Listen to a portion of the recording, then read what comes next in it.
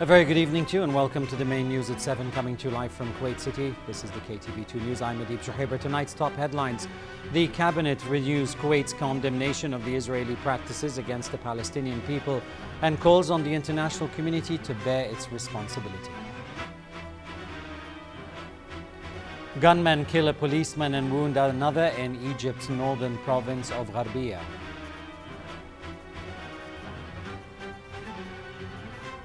Rockets and mortars hit vehicles moving refugees from the Luhansk area of the eastern Ukraine.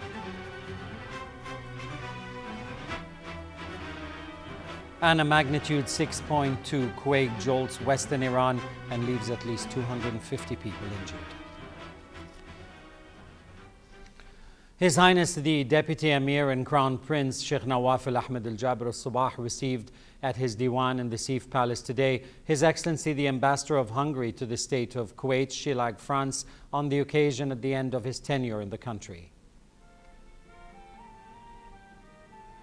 His Highness the Deputy Emir and Crown Prince also received at the Sif Palace today His Excellency the Ambassador of the Socialist Republic of Vietnam to the State of Kuwait on the end of his tenure in the country. The two meetings were attended by the Undersecretary of His Highness the Crown Prince Diwan for Media Affairs, Sheikh Mubarak Al-Hamoud Al-Salman Al-Subah, and the Undersecretary for Protocol and Ceremonies, Sheikh Mubarak Subah Al-Salim Al-Hamoud Al-Subah. His Highness the Deputy Emir and Crown Prince Sheikh Nawaf Ahmed Al Jaber Al Sabah received in his Diwan, the Sif Palace today, His Excellency the Minister of the State for Cabinet Affairs and Acting Minister of Justice, Sheikh Muhammad Abdullah Al Mubarak Al Subah.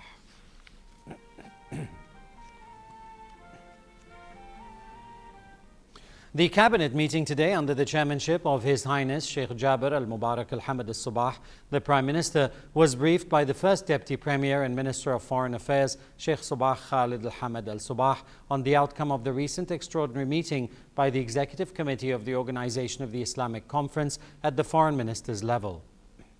He pointed out that the foreign ministers discussed the tragic situation in Gaza and ways of extending support to the international efforts being made to oblige Israel to stop immediately and unconditionally its current military aggression on the occupied Palestinian territories. They also underlined the need for Israel to bear legal responsibility for all human and material losses its army has inflicted on the Palestinian people. Speaking after the meeting, the Minister of State for Cabinet Affairs and Acting Minister of Justice, Sheikh Muhammad Abdullah Al Mubarak Al Subah, said the cabinet renewed its condemnation of the occupied authorities and the Israeli settlements practices against the Palestinian people and called on the world community to live up to its responsibility for a complete stoppage of these inhumane crimes. He added that those crimes contravene all international accords and agreements, on top of which is the Fourth Geneva Convention of 1949, which calls for necessary protection of civilians in time of war. The First Deputy Premier and Foreign Minister also spoke about his meeting with the Palestinian Prime Minister Rami Hamdallah and the Turkish Foreign Minister Ahmed Davutoglu on the sidelines of the meeting. Sheikh Subah Khalid Al Hamad Al Subah also briefed the cabinet on the outcome of the visit by the Arab League Secretary General Dr. Nabil Al Arabi, during which recent developments on the regional and international arenas were discussed, in particular the sufferings of the people of Gaza. The Minister of State for Cabinet Affairs and Deputy Premier and Minister of Interior, Sheikh Muhammad Khalid Al Hamad Al Subah, submitted a draft law regarding the widespread possession of weapons and firearms in the country, which allows the police force to inspect people and houses after receiving permission from the General Prosecutor. The legal committee was asked to review the draft law and prepare its final wording. The Council of Ministers also approved decrees regarding recommendations by the Legal Committee for the approval of a number of memos of understanding signed between the State of Kuwait and several foreign countries. Finally, the Cabinet discussed political issues in light of incoming reports about international and regional developments.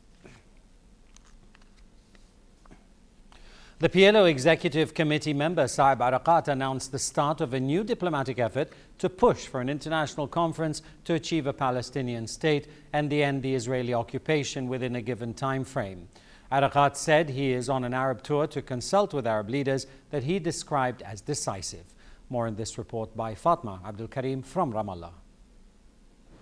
Launching an Arab tour to hold talks and consult with Arab leaders, President Abbas's aide Saeb Arakat, sent as an envoy, to deliberate the holding of an international conference with the aim to end the Israeli occupation on Palestine within a given time frame and establish a Palestinian state. As the Palestinian leadership has declared recently, we are going to ask for an international conference in order to solve the Palestinian problems. The results of this conference should be transferred to the Security Council in order to have a decisive decision concerning it. Palestinians describe the era after the last Israeli offensive on Gaza as a turning point. Officials say the relationship with Israel will not be the same again after its last war on the besieged Strip. But it did not specify what that meant. Ariqat, among other senior officials, have emphasized now being a difficult time and diplomatic efforts today as being decisive for Palestinians. The soil is fertile for addressing this occupation. We want an international peace conference that is attended by the forces, major forces of the world, in order to put a timetable for ending this occupation until our people be free and establish their independent state with Jerusalem as its capital. Meanwhile, the Palestinians are drawn into the phase of recovery, but with new questions emerging on the surface on the feasibility of the political process. A new attempt to formalize an old idea, to give a serious push to the Palestinian question back into the international arena. Many seem to believe that this has stronger chances of sustainability and growth, especially if it leaves the patronage of the United States alone. Fatma Abdel Karim, Kuwait TV, Ramallah, Palestine. A policeman was killed today at the hands of armed assailants and another was injured after an attack on a checkpoint in Gharbiya Governorate in Egypt. Security forces became suspicious of a car parked at the side of the road. When they approached the vehicle, the people inside shot at them and fled the scene. Security forces immediately closed off the area and are combing it to find the perpetrators. The Ministry of the Interior said in a statement the 32-year-old officer killed was part of a security campaign to arrest outlaws. Iraqi forces reclaimed control over the Mosul Dam today. Lieutenant General Qasim al-Musawi said that there were still some areas left to be cleared, but that the security forces had retaken control. The development marks the first major victory for Iraqi and Kurdish troops since US airstrikes began earlier this month. Earlier, Kurdish officials said the Peshmerga recaptured most of the area around the dam. They said militant fighters planted many roadside bombs and other explosive devices. US and Iraqi airstrikes pounded the area in the past 2 days. The US military said the US forces conducted 9 strikes on Saturday and another on Sunday in efforts to help the Iraqis retake the dam. However, the US government said its deployment of air power in support of the Kurdish forces will be limited in scope and duration. The Ukrainian military says that many people died when rockets and mortars hit vehicles moving refugees from the Luhansk area. Ukraine has blamed pro-Russian separatists for the attack, but the rebels deny responsibility for the incident. There has been sustained artillery shelling of the city, where civilians are suffering chronic shortages of water, food and electricity.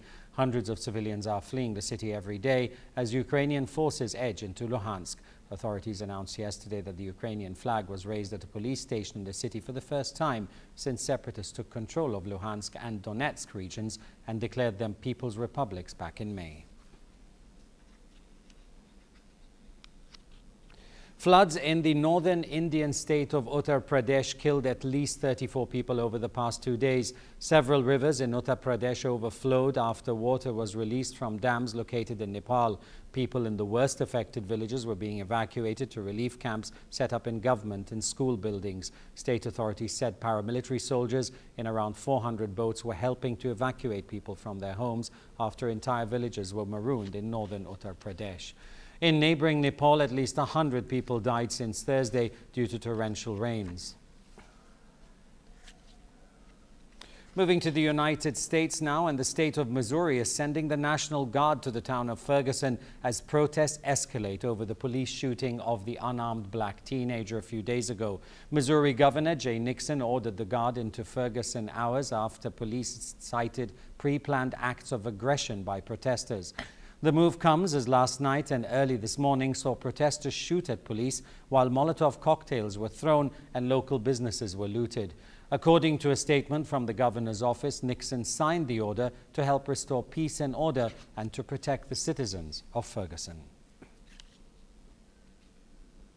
A powerful earthquake struck early today in western Iran, injuring at least 250 people in a region near the border with Iraq. The 6.2 magnitude earthquake hit at a depth of around 10 kilometers in an area 36 kilometers southeast of the Iranian city of Abadan. That's according to the U.S. Geological Survey. It was followed by a series of aftershocks. Iran's official news agency reported the quake injured at least 250 people in the province of Ilam, cutting off water, electricity and phone lines in Abadan. 5 passengers who survived the sinking of a boat after it hit a reef in central Indonesia arrived in Bali today, where they will recuperate before heading home. A Dutchman and an Italian woman are still missing after the boat sank on Saturday evening on its way from Lombok Island to Komodo Island, carrying 20 foreign tourists, 4 Indonesian crewmen and an Indonesian guide. 10 foreigners were rescued yesterday, while 8 more foreign tourists and all 5 Indonesians on board were found earlier today. Moving to the local business scene now, Kuwait's stock exchange advanced collectively today as the price index added 1 point to close at 7,267. The weighted index gained 0.22 points to close at 490.22. Today's session saw the selling of 4,011 spot transactions worth 15.4 million Kuwaiti dinars. The biggest gains today were seen by Al Safat Tech Holding Company, while the biggest losses were made by the National Consumer Holding Company. And for a chance to see all our reports again, please visit our YouTube channel at MOI Kuwait News. That's about all from the newsroom for now. Thanks for tuning in and have a good night. The headlines again. The cabinet renews Kuwait's condemnation of the Israeli practices against the Palestinian people and calls on the international community to bear its responsibility. Gunmen kill a policeman and wound another in Egypt's northern province of Gharbiya.